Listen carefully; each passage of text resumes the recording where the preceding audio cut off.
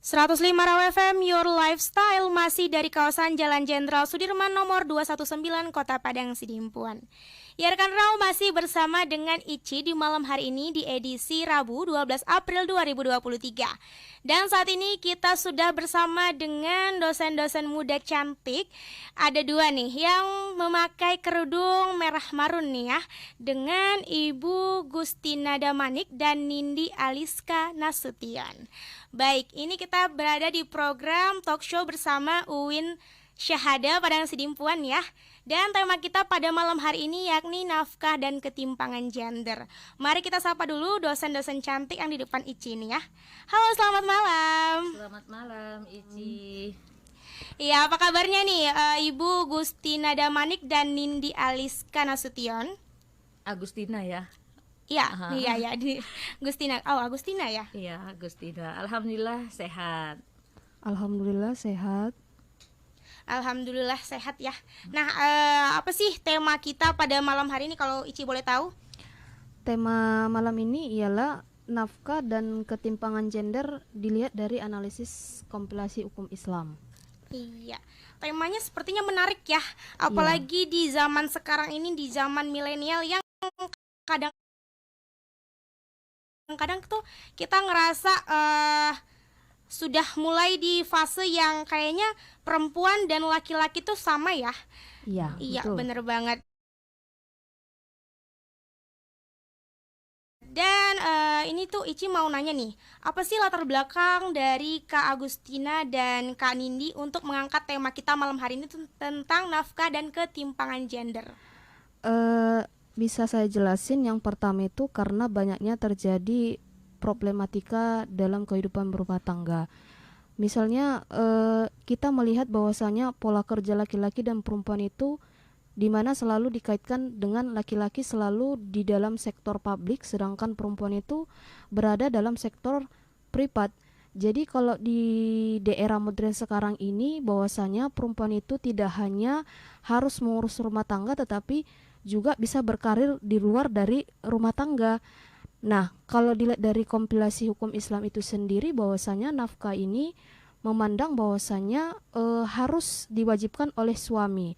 Tetapi dalam kesetaraan gender ini bahwasanya perempuan itu tidak dibatasi dalam mencari nafkah, justru perempuan diwajibkan atau diprioritaskan untuk berkembang dalam sektor publik. Nah, sedangkan perempuan ini kan mengalami kemajuan dalam gerakan emansipasi wanita atau yang disebut dengan kesetaraan gender. Gender ini adalah berasal dari kata kamus besar bahasa Indonesia yang artinya jenis kelamin. Nah, jenis kelamin yang bagaimana dimaksud di sini yaitu keseimbangan antara laki-laki dan perempuan. Jadi tidak ada ibarat katanya perbedaan antara laki-laki dan perempuan. Begitu kira-kira. Tidak adanya perbedaan antara laki-laki dan perempuan ya. Hak dan kewajiban yang sama ya. Iya, benar. Ini manggilnya apa sih, ibu atau kakak nih? Ya, terserah Ici aja. Terserah Ici ya. Soalnya ini mau dipanggil ibu kayaknya masih muda-muda banget gitu ya. Iya. Kakak juga boleh kalau Kakak begitu. boleh. Iya nih, oke. Tadi udah dijelasin sama Kak Nindi ya tentang apa sih perspektif gender itu menurut yang kita tahu ya. Dan Iki mau nanya nih tentang seberapa penting sih perspektif gender ini, Kak Nindi dan Kak Agustina?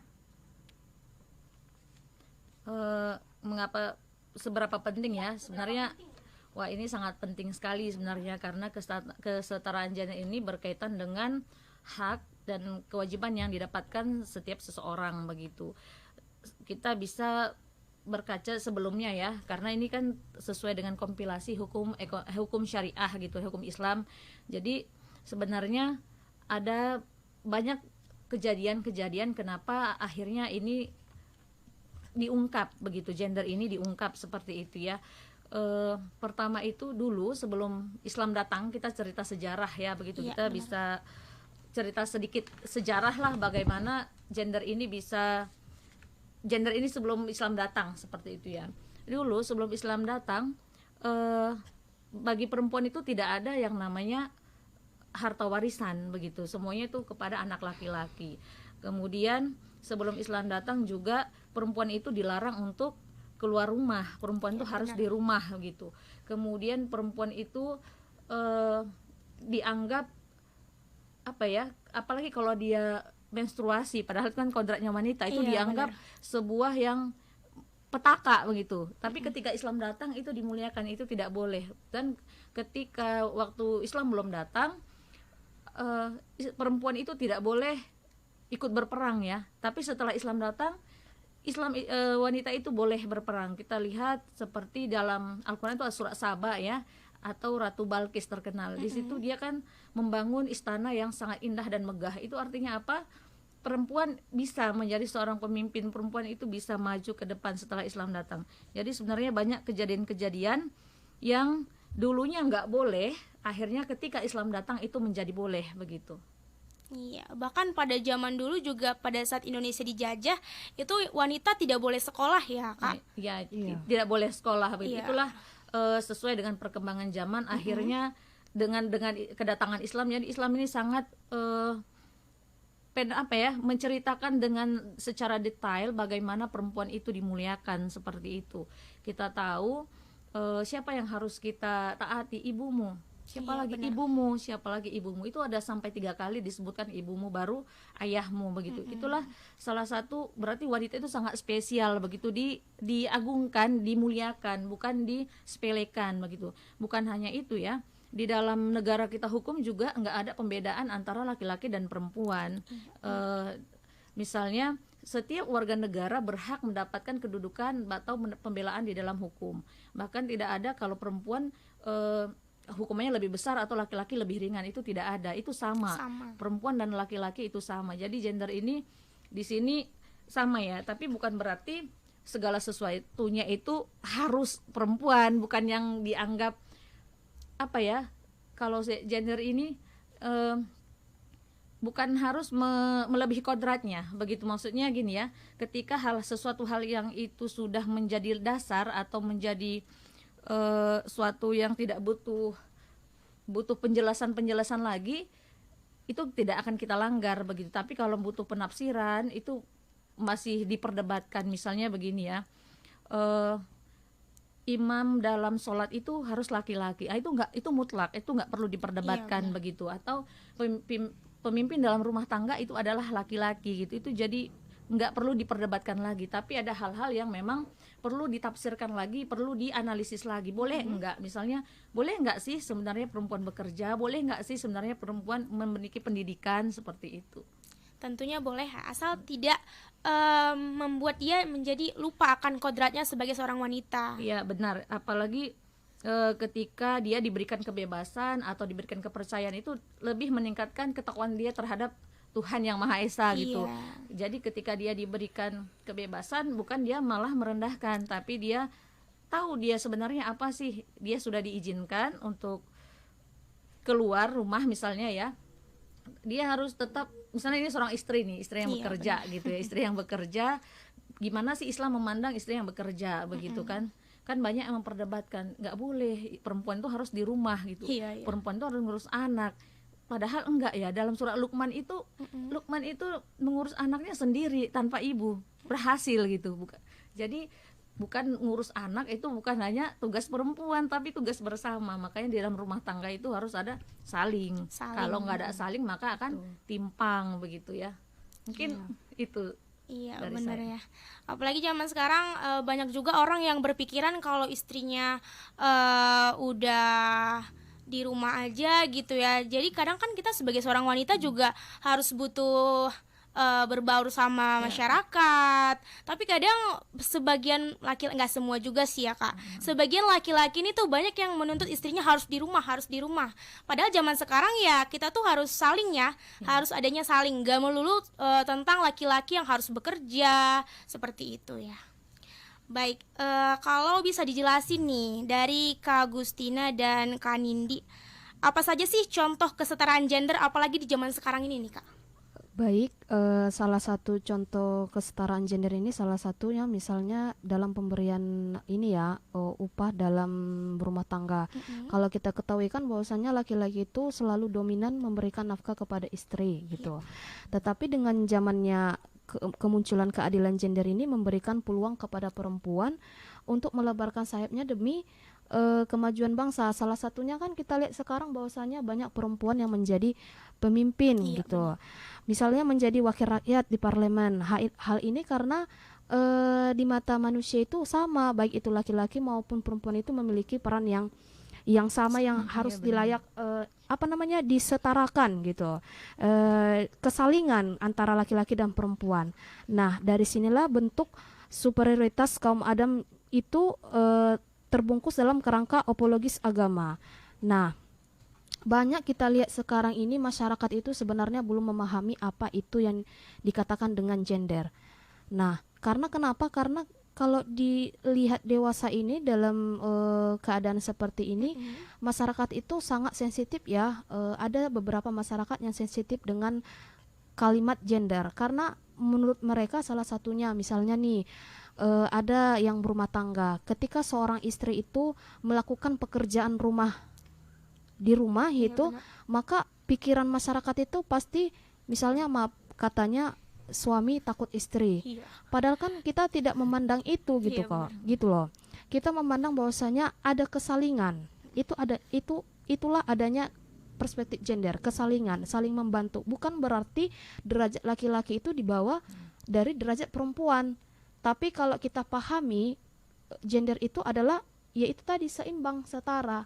Jadi apa yang bisa dilakukan laki-laki juga bisa dilakukan oleh perempuan. Nah, contoh yang kedua misalnya mengenai ekonomi. Banyak yang terjadi problematika di pengadilan agama bahwasanya perceraian itu terjadi salah satunya faktor ekonomi ya. Faktor terbesar malah. Karena kenapa? Karena memang seperti yang dikatakan Ibu Agustina, banyak seorang suami yang menyuruh istrinya tidak bekerja, cuman di rumah. Iya. Tetapi kalau kita lihat kan dalam kondisi yang sekarang ini, keadaan globalisasi yang semakin sulit, kita itu sebagai perempuan bukan suami yang mewajibkan kita bekerja, tapi kadang kita sendiri yang sebagai perempuan sendiri. ini Iya, benar. yang berpikir untuk kedepannya kan kita pengen rumah tangga itu maju gitu. Dan dengan kebutuhan yang semakin banyak gitu. Jadi bukan berarti merendahkan derajat seorang laki-laki lah, tidak seperti itu gitu kira-kira. Nah, kalau boleh ditambahin ya, contoh kesetaraan gender itu misalnya di lingkungan rumah begitu, atau Iya. di dalam rumah tangga lah. Kita punya anak 4 orang misalnya nih ya, 3 laki-laki 1 perempuan. Nah, kita harus memberikan hak yang sama untuk pendidikan bagi anak-anak kita. Bukan berarti anak laki-laki boleh sekolah, anak perempuan tidak gitu ya. Jadi harus seimbang. Harus untuk pendidikan itu harus sama. Laki-laki perempuan itu bisa mendapatkan pendidikan hak yang yang setinggi-tingginya, punya hak yang sama. Iya. Karena negara juga sudah menjamin itu Menerapkannya. begitu. Itu salah satu contoh kecilnya kalau dalam lingkungan rumah begitu. Iya, benar. Banyak juga ya sekarang orang tua yang kalau misalnya anaknya itu laki-laki, oh boleh nih ikut organisasi, boleh ikut Iya. kumpulan ini itu segala macam. Iya, betul. Dan membedakan dengan anaknya yang perempuan nih. Kalau anak perempuan udah deh nggak usah ikut yang organisasi itu segala macam, udah di rumah aja atau ntar pulang sekolah langsung pulang ke rumah gitu. Padahal kan kita bisa lihat ya, banyak sekali organisasi perempuan yang besar Iya, benar. di sini. Kita lihat seperti NU ya, Nahdlatul Ulama, dia itu punya Patayat NU, itu untuk organisasi perempuannya. Ada kalau untuk pelajar dia ada IPPNU, Ikatan Pelajar Putri Nahdlatul Ulama begitu. Jadi ada Patayat, ada IPPNU begitu untuk di NU.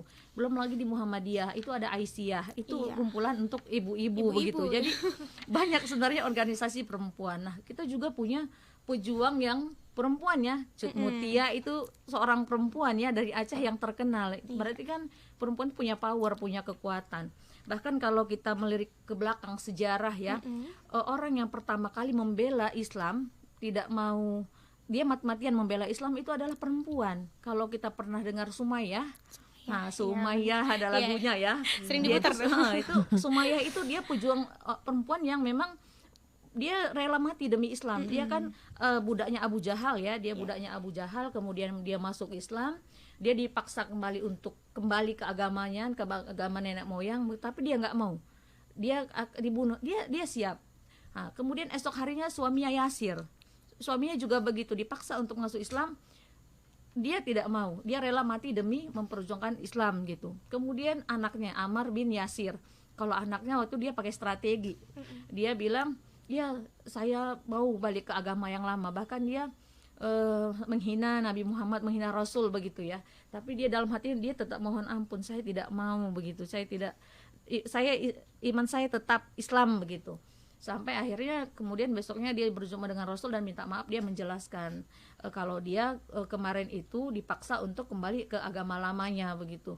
Ke agama lamanya, akhirnya dia bilang, ya Rasulullah, aku kemarin menghina kamu, mohon maaf. Tapi Rasul bilang, kamu boleh membela diri kamu ketika kamu dalam kondisi darurat begitu. Jadi kalau kita tarik kembali, perempuan di situ, perempuan ya yang pertama kali membela Islam itu ya benar. Sumayyah begitu. Sumayyah. Kemudian ini kita cerita di sekeliling Rasul lagi. Khadijah itu adalah perempuan yang pertama beriman kepada Allah. Benar Itu sekali. perempuan juga yang membela Rasul, bukan hanya dengan dukungan semangat, tapi dengan dukungan materi juga gitu. Kemudian istri yang sangat dicintai Rasul yaitu Aisyah ya, dia itu adalah perawi hadis yang banyak. Bahkan dia menjelaskan hadis itu bukan hanya kepada perempuan tapi juga kepada laki-laki begitu. Iya, dan ini pertanyaan Ici selanjutnya, yakni kondisi seperti apa sih yang dapat dikatakan adanya keadilan gender ini? Kondisi yaitu di mana bahwasanya keadilan gender ini harus juga memperhatikan kondisi sosial kultural ya, di mana bahwasanya di masyarakat ini perlu adanya keadilan gender supaya masyarakat itu mengetahui apa sih sebenarnya pengertian daripada gender ini, apa maknanya seperti itu. Dengan itu maka harus ditanamkan adanya keadilan gender supaya tidak ada terjadi penyimpangan ataupun pikiran-pikiran negatif di tengah-tengah masyarakat. Karena sudah terjadi menjadi sebuah kewajaran yang relatif ya, dapat diterima oleh warga negara, warga masyarakat itu sendiri. Karena konsep keadilan gender ini harus mampu beraliansi dengan arif dan tepat. Nah, karena di dalam Islam itu kan, kenapa itu laki-laki itu, terutama ya dalam kompilasi hukum Islam, kenapa laki-laki itu diwajibkan memberikan nafkah? Karena mungkin dilihat secara fisik bahwa laki-laki itu lebih kuat, lebih agresif, lebih lebih harus bisa dari segalanya perempuan gitu. Makanya sampai detik ini pun belum ada pasal yang atau undang-undang yang mengatur bahwasanya perempuan itu boleh mencari nafkah gitu. Belum ada dikatakan seperti itu. Cuman karena kita melihat dari perspektif gender ini, ya mungkin kesadaran bagi perempuan lah yang untuk ini juga mendorong bagaimana biar memenuhi kebutuhan sehari-hari gitu. Apalagi di kira-kira. zaman saat ini ya. Iya. Apalagi zaman sekarang ini kan semuanya serba apa-apa serba inilah ya, serba mahal Iya, gitu. benar. Mau uang sekolah anak kan tentu kita pikirkan ya. Iya, Kalau pasti. kita di rumah aja gimana ya? Bukan membatasi sih buat perempuan yang di rumah aja. Hanya saja lebih baik gitu. Kita mempunyai pengalaman sebagai perempuan lebih kuat, diajarkan untuk lebih kuat kan gitu. Iya, benar. Punya mental yang kuat, Iya. harus jadi ibu yang kuat Kuat. juga untuk Iya, anak-anak. Iya, betul sekali. Iya, baik, sepertinya untuk sesi ini kita sudahi dulu. Nanti kita akan sambung di sesi kedua tentang nafkah dan ketimpangan gender oleh Kak Agustina Damanik dan Kanindi Aliska Nasution. Kita 105 Raw FM, Your Lifestyle, dari jantung kota Salak. Kami mengudara untuk menjadi teman setia Anda. Ya rekan Raw, kita masih berada di program talk show bersama dosen Uin Syahada dan bersama dengan pemateri yang sangat cantik dan dosen-dosen muda nih ya di depan Ici. Siapa lagi kalau bukan Kak Agustina Damanik dan Kanindi Aliska Nasution. Kita akan melanjutkan pembahasan kita tentang nafkah dan ketimpangan gender. Nah, baik, Ici bakalan melanjutkan nih pertanyaannya.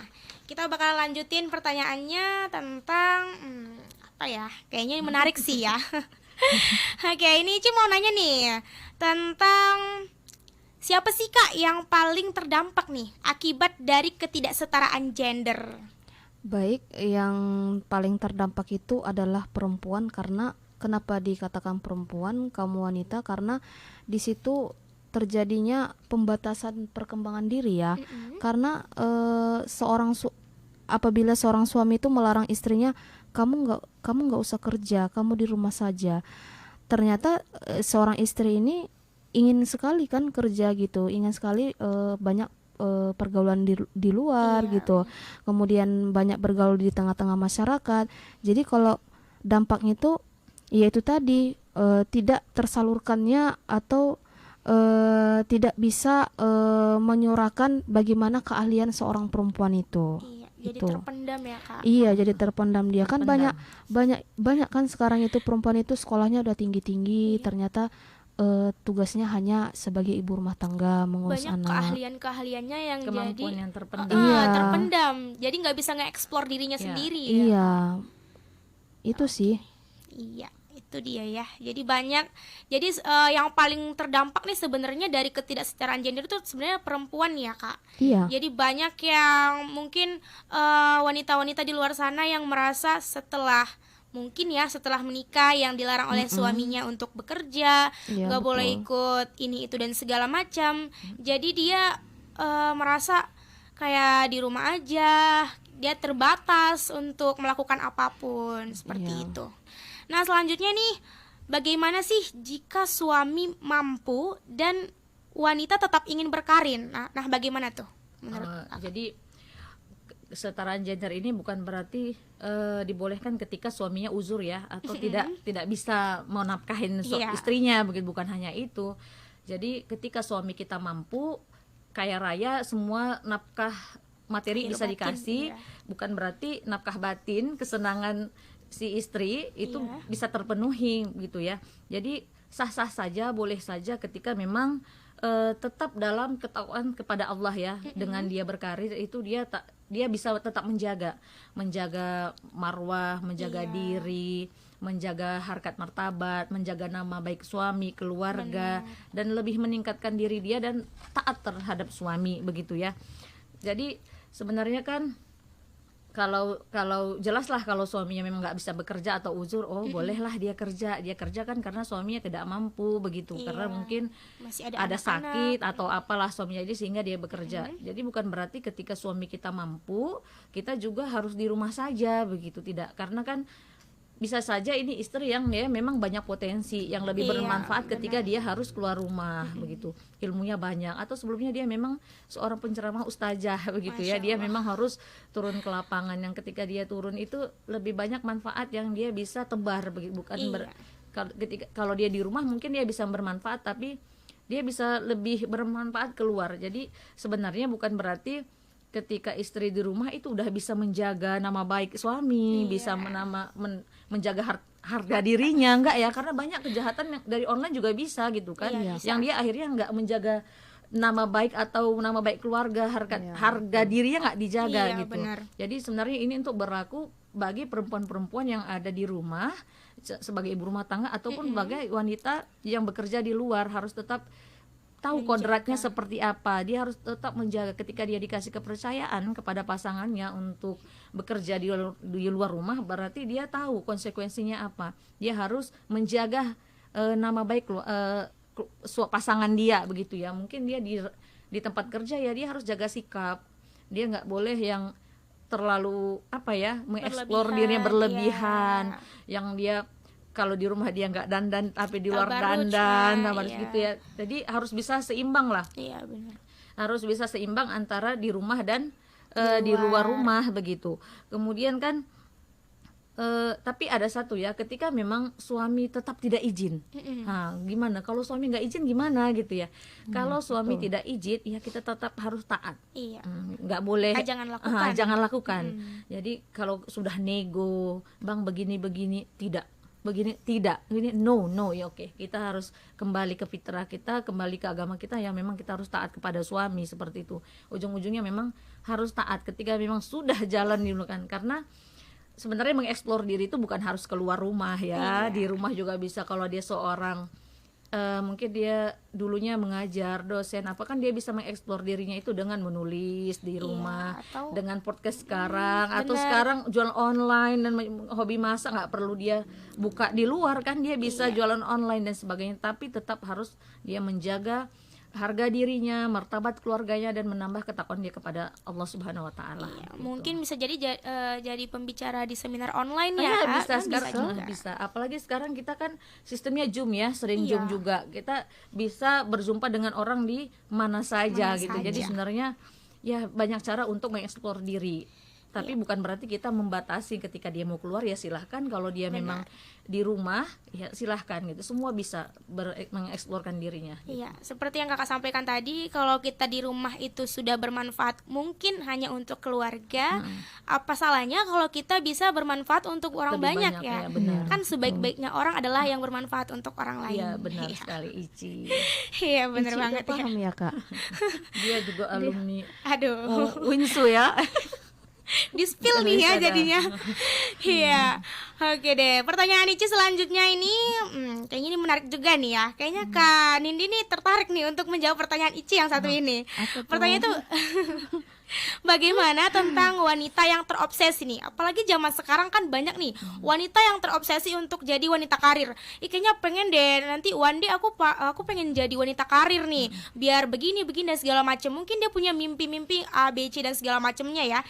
Itu memang gak bisa untuk kita tutup. Kita nggak bisa untuk menutup mimpi seseorang. Iya, benar, Nah, benar. jadi nih gimana nih tanggapan Kakak tentang wanita yang terobsesi jadi wanita karir tapi membuat dia jadi agak sedikit melenceng nih dari syariat Islam? Baik, kalau kita lihat dari kajian kesetaraan gender itu tadi kan tidak membatasi perilaku ataupun cita-cita dari seorang perempuan ya. Tapi memang banyak yang terjadi problematika di dalam rumah tangga, bahwasanya ketika seorang istri itu menjadi wanita karir, banyak sekali yang terjadi permasalahan-permasalahan di dalamnya. Salah satunya misalnya seorang istri itu mempunyai nafkah yang lebih besar atau berpenghasilan yang lebih besar daripada suami gitu. Dalam hal ini kebanyakan saya melihat dari beberapa permasalahan ini di pengadilan agama, bahwasanya banyak itu yang melakukan perempuan melakukan gugatan cerai itu karena dia merasa dirinya itu ini ya lebih wow daripada suaminya. Jadi ketika seorang perempuan itu apabila mempunyai penghasilan lebih dari suaminya, tentu keegoisan itu di dalam diri seorang perempuan itu ya juga semakin tinggi gitu. Terutama misalnya ada kemarin beberapa kasus itu di saya pernah dengar di Jawa itu, bahwasanya perempuan itu lebih lebih kuat dalam mencari penghasilan. Jadi di situ muncullah beberapa permasalahan-permasalahan, misalnya dia menggugat cerai suaminya karena dia pikir tanpa suaminya pun dia bisa hidup, membutuhi kebutuhannya sehari-hari, bahkan membiayai misalnya biaya rumah tangga, biaya perawatan ataupun biaya pengobatan misalnya anaknya kalau sakit gitu.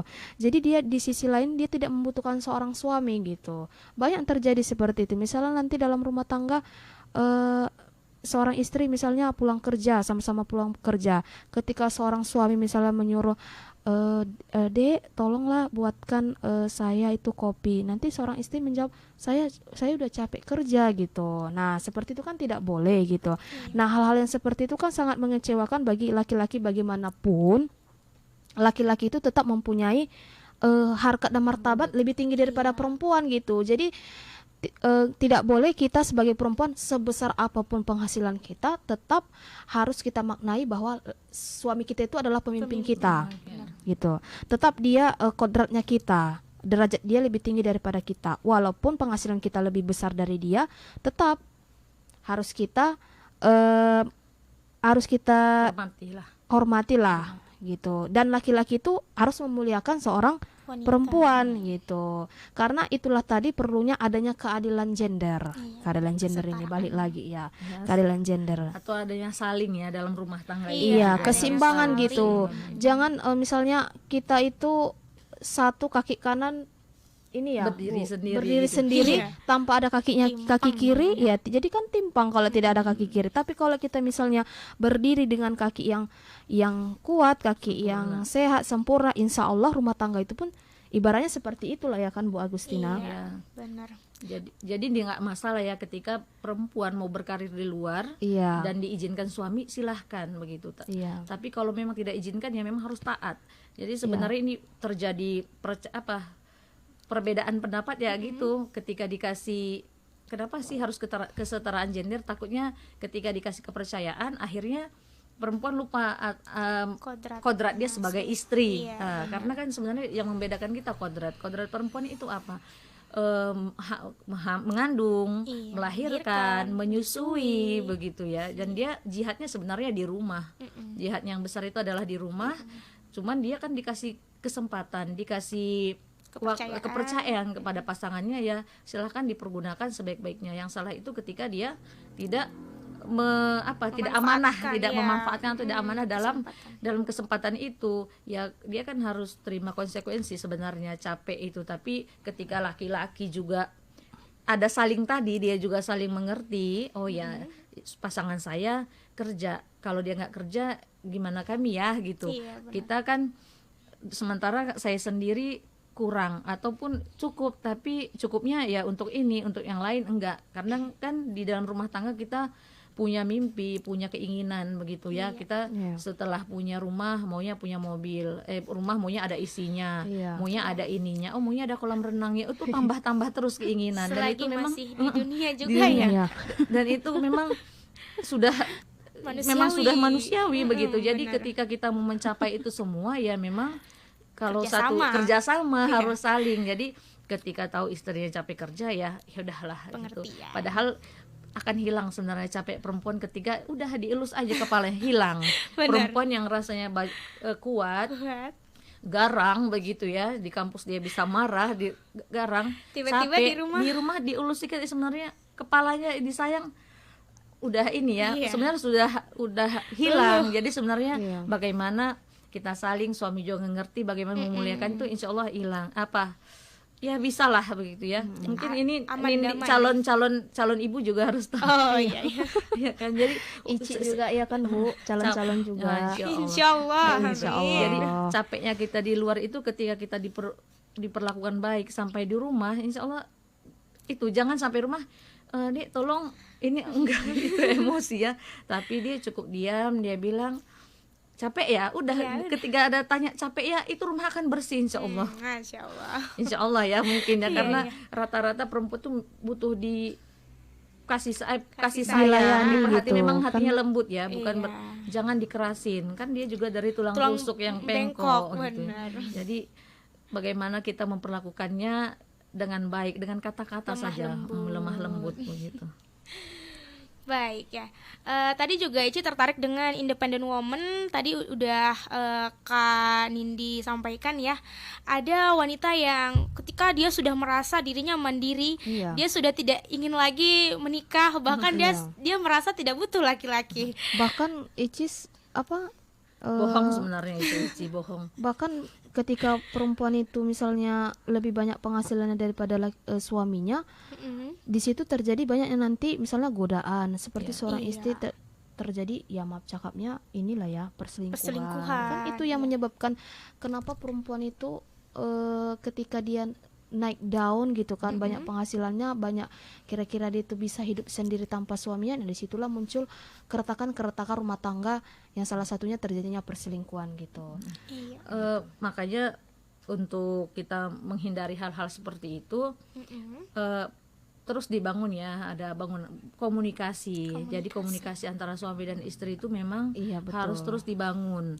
Insya Allah ketika komunikasi kita baik, kita juga terus menyampaikan kegiatan-kegiatan kita di manapun kita berada ketika kerja atau ceritalah sebelum tidur.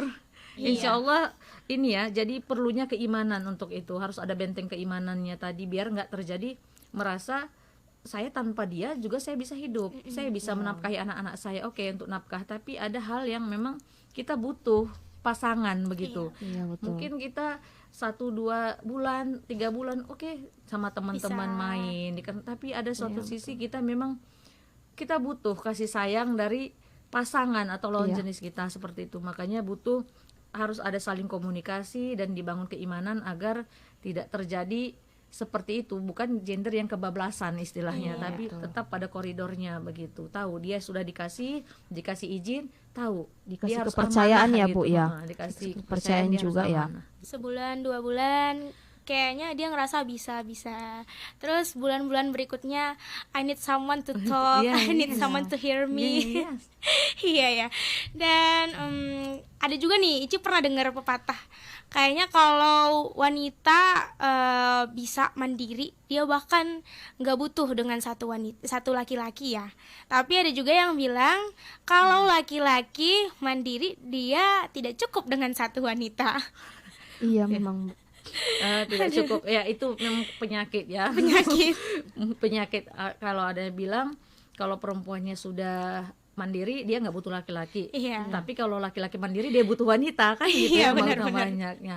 Itu tadi sebenarnya kalau sudah di apa juga ya, kalau laki itu harta tahta wanita. Wanita, Jadi benar. memang diuji dengan itu ya, itu Bu, dia ya. memang Iya. diuji dengan 3 itu. Makanya perlu kita membentengi diri kita atau rumah tangga kita dengan ya keimanan itu Iya, tadi, dibalut dengan keimanan. komunikasi. Ketika memang komunikasi sudah dibangun, keimanan sudah dikuatkan, komunikasi dengan Tuhan, manusia dikuatkan, tapi tetap terjadi ya itu qadarullah dari Wallahu Tuhan a'lam. gitu. Kita nggak bisa paksakan di luar begitu. kendali Di ya, luar Kak. kuasa kita, kendali Iya, kita benar. begitu. Dan untuk sesi ini, sebelum nanti kita ke sesi selanjutnya untuk kesimpulan, ini Ci mau nanya satu pertanyaan lagi nih tentang bagaimana sih wujud kesetaraan gender di Indonesia nih menurut kakak-kakak dan dosen-dosen muda nih yang di depan Ici.